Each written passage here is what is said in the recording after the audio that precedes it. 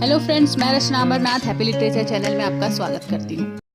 Friends, in this video I am going to talk about a very important topic from syntax, that is binding theory. And see, if you are an IGNOU student, then this topic belongs to MEG 4 aspects of language. Now let us understand the problem. Okay, I'm going to give you two sentences. Now look at these two sentences. First is John hurt himself. Then second is John hurt him.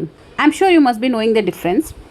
In the first sentence, himself refers to John. Okay? First sentence में जो himself है वो किसके बारे में बात हो रही है? जॉन के बारे में ही. But in the second sentence him cannot refer to John.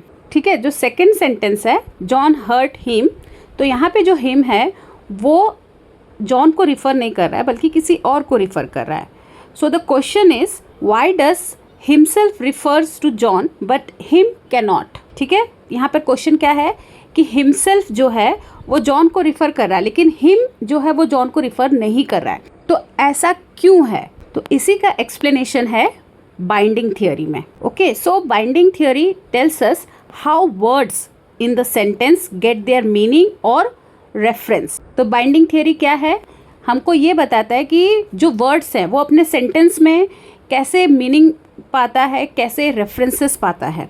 Okay, so in this video we going to understand two concept. First is binding, then another is co-indexing. Co-indexing क्या होता है? Co-indexing means showing that two words refer to the same person. तो जो पहला हमने sentence देखा था John hurt himself.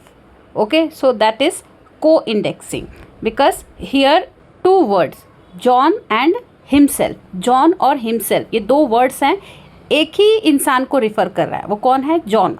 Okay, and binding means one word gives meaning to another. एक word है जो दूसरे को मीनिंग दे रहा है. तो यहाँ पर जो वर्ड है जॉन, उसका क्या काम है? मीनिंग देना. किसको मीनिंग दिया उसने? दूसरे वर्ड हिमसेल्फ को, और हिमसेल्फ ने मीनिंग को लिया है. सो जॉन बाइंड्स हिमसेल्फ. ओके, आपको दूसरे वे में समझाती हूँ. जो ये वर्ड है हिमसेल्फ वो मीनिंगफुल कैसे हुआ? जॉन के वजह से. दूसरा वर्ड जो है जॉन, अगर ऐसे ही हिमसेल्फ को हम रखेंगे तो उसका कोई मतलब नहीं आएगा, है ना. तो जॉन के वजह से हिमसेल्फ का मतलब होता है. तो जॉन के बदले कोई भी नाम हो, कोई भी मेल का नाम हो, उसके वजह से हिमसेल्फ ये जो वर्ड है उसे मीनिंग मिल रहा है. Now the next thing we discuss what are anaphors. Okay, तो एनाफोर्स क्या है? एनाफोर्स वर्ड है, वर्ड्स हैं that cannot stand alone. Okay, अकेले उसको हम यूज़ नहीं कर सकते. They must take meaning from another word. जैसे कि हिमसेल्फ, हरसेल्फ, तो इसे हम अकेले यूज़ नहीं कर सकते. किसी भी सेंटेंस में सिर्फ हिमसेल्फ या हरसेल्फ यूज़ नहीं होता है, उसके लिए दूसरा वर्ड की ज़रूरत पड़ती है. जैसे कि अभी हम लोग ने डिस्कस किया, उसके लिए जॉन का ज़रूरत पड़ेगा, फिर राहुल का ज़रूरत पड़ सकता है, श्याम का ज़रूरत पड़ सकता है, सीता का ज़रूरत पड़ सकता है, रोहिणी का ज़रूरत पड़ सकता है, मतलब नाम का ज़रूरत है. तो एनाफोर्स क्या है? Himself, herself, themselves, each other. Like एक एग्जाम्पल देखते हैं, चिल्ड्रन हर्ट देमसेल्व्स. ठीक है, तो ये सिर्फ हम देमसेल्फ नहीं कर सकते हैं, तो इसके लिए हमको कौन से वर्ड की ज़रूरत पड़ी? Children. So here themselves refer to the children, it cannot refer to anyone else. Now here one important things to remember about anaphors is that it always need a nearby antecedent. means कुछ ना कुछ उसे pronoun चाहिए, phrase चाहिए, clause चाहिए, तभी हम इसका यूज़ कर सकते हैं. जैसे कि हमने बताया अभी सारे नाउन को ही ये जो एनाफोर्स है वो रिफ़र करता है. Now next concept we going to see are pronominals, means the normal pronouns like she, he, him, her, they. So these pronouns are different from anaphors. ठीक है, anaphors से अलग है क्योंकि ये जो pronouns हैं जैसे कि he, she, him, her, they, ये जो है अकेले भी यूज़ किया जा सकता है. They can stand alone. They do not need any nearby reference, है ना. लेकिन एनाफोर्स में क्या है? उसको रेफरेंस की ज़रूरत होती है, उसे नाउन की ज़रूरत पड़ती है. लेकिन यहाँ पर नहीं. जैसे कि John said that he is tired.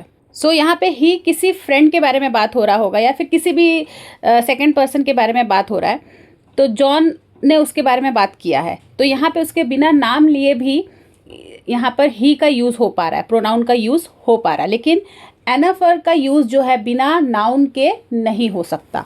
Now important things to remember about pronoun that it cannot refer to a word in the same clause. एक ही क्लॉज में वर्ड को रिफ़र नहीं कर सकता। जैसे कि ये जो एक सेंटेंस है जॉन हर्ट हिम, ये एक क्लॉज है, ठीक है, तो हिम जो है वो जॉन को यहाँ पे रिफ़र नहीं कर सकता। यहाँ पे हिम का क्या मतलब हुआ कि कोई और, okay, someone else. John hurt someone else. Now let's discuss the 3 principle of binding theory. तो हमने अलग अलग कॉन्सेप्ट को देख लिया है कि बाइंडिंग थ्योरी क्या है, प्रोनोमिनल्स क्या है, एनाफोर्स क्या है। तो अब इसके बाद हम ये प्रिंसिपल को समझेंगे कि बाइंडिंग थ्योरी का प्रिंसिपल क्या है, हम सेंटेंस को मीनिंगफुल कैसे बना सकते हैं। Now binding theory has 3 principles. Principle 1, anaphor must be bound in its local domain. अगर हम इसको सिंपल तरीके से समझे तो anaphor must find its reference in the same clause. Okay, जैसे कि हमने देख लिया पहले जॉन हर्ट हिमसेल्फ, तो सेम क्लॉज में ही एनाफर जो है, हिमसेल्फ जो है वो एनाफर है, उसको अपना रेफरेंस मिल गया। क्या है reference? John. Then principle B is pronoun must be free in its local domain. अभी उसके बारे में भी बात किया कि pronoun cannot take reference in the same clause like John hurt him. तो जो ये हिम है प्रोनाउन, वो जॉन का रेफरेंस यहाँ पे नहीं ले सकता, ओके, लेकिन दूसरे क्लॉज में वो रेफरेंस ले सकता है। जैसे कि John said that he is tired. Now here he can refer to John, ये डिफरेंट क्लॉज हो गया। अब प्रिंसिपल 3 जो है, names like John must always be free. ठीक है, जब नाम की बात आती है तो नाम जो है, नाउन जो है वो फ्री होना चाहिए। जैसे कि ही लव्स जॉन, तो यहाँ पर ही का मतलब जॉन नहीं है, जॉन ही कोई और है जो जॉन से प्यार करता है, ठीक है। So he here can not mean John but someone else. Okay, now let's compare, will do one easy comparison.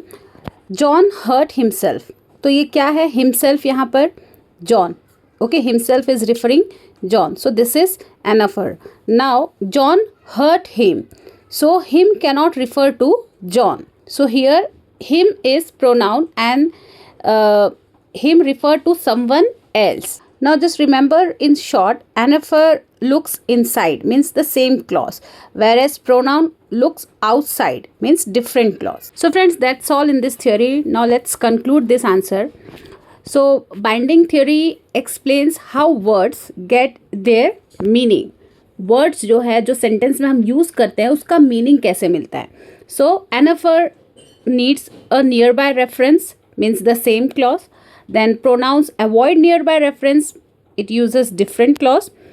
And there are principle A means anaphor must be bound, and principle B, pronoun must be free.